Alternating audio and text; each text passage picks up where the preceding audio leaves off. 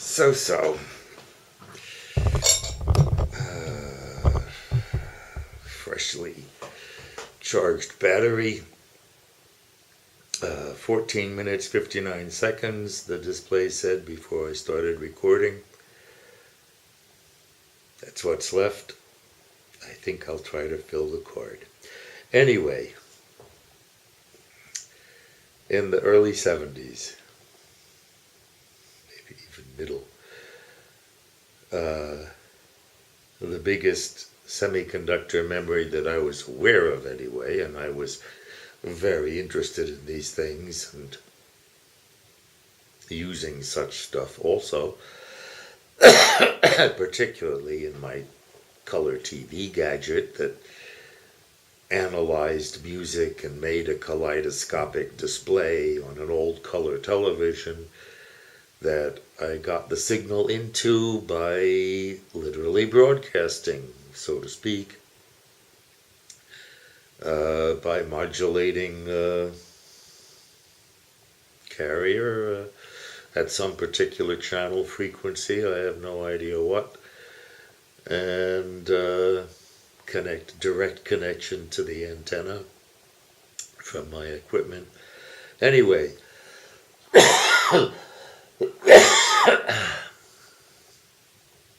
what I did use for a memory was PMOS shift registers in a little metal can with, I forget, maybe 1,000 bits. I think it was less, but anyway.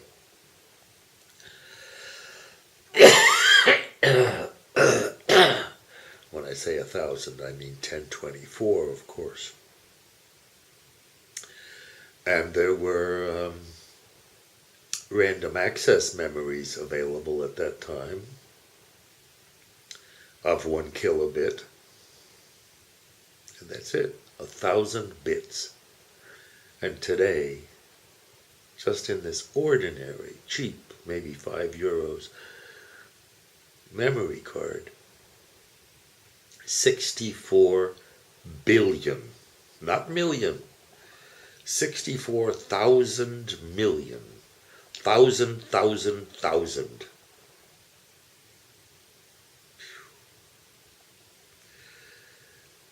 Technology is an explosive system. It builds on itself, given the ability of humans to pass information from one individual to another, from one generation to the next.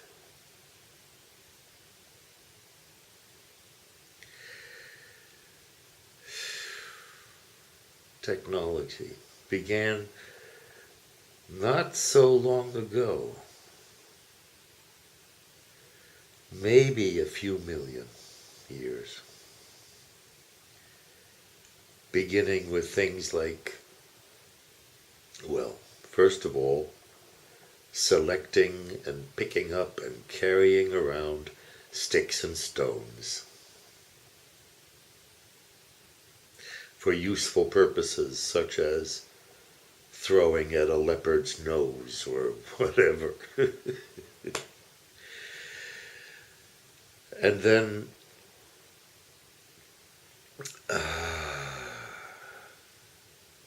weaving, like weaving grasses or whatever, fibrous plant materials into a two-dimensional and ultimately, practically immediately, three-dimensional device. So early on, I expect that early humans started carrying around their stones, the rocks that they would throw at the leopard, or bash some animal over the head with, or maybe some friend or enemy. In any case, so I'm picturing that a little woven basket-like thing with a little woven strap-like thing hanging around your neck or around your waist, that you have the precursor for a sling.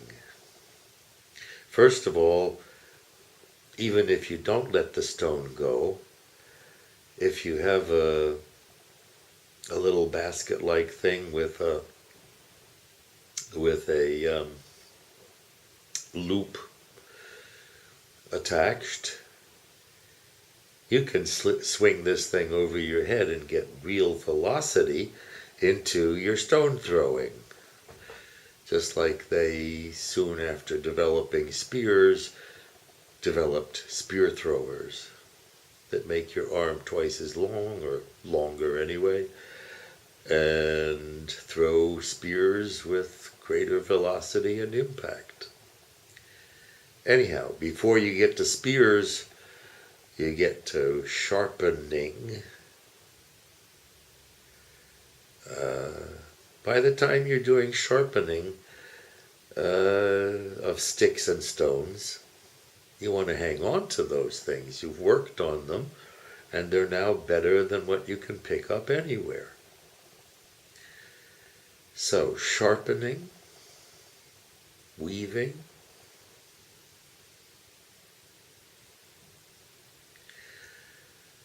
eventually, you start out with the so-called hand axe. That's like just a rock, sharpened on one side, one edge. It's got one edge to it. You can hold the rock in your hand, and the sharp edge can be used to butcher an animal, or kill an animal, or kill your neighbor. And once it's worked on like that, you're not just going to throw it away and pick up another rock. Not often, anyway. So that led, of course, to long-term carrying, like the little basket thing. And I easily see that the little basket thing,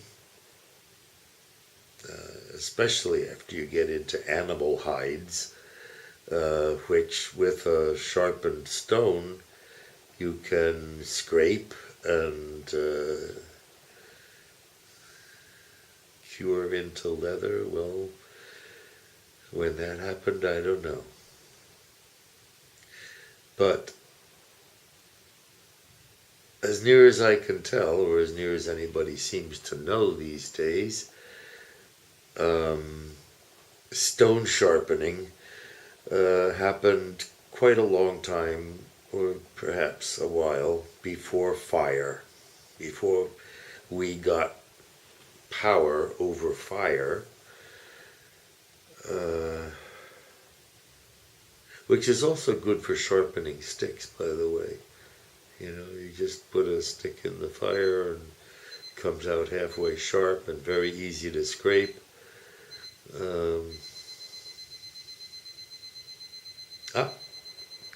That means time to take my pills.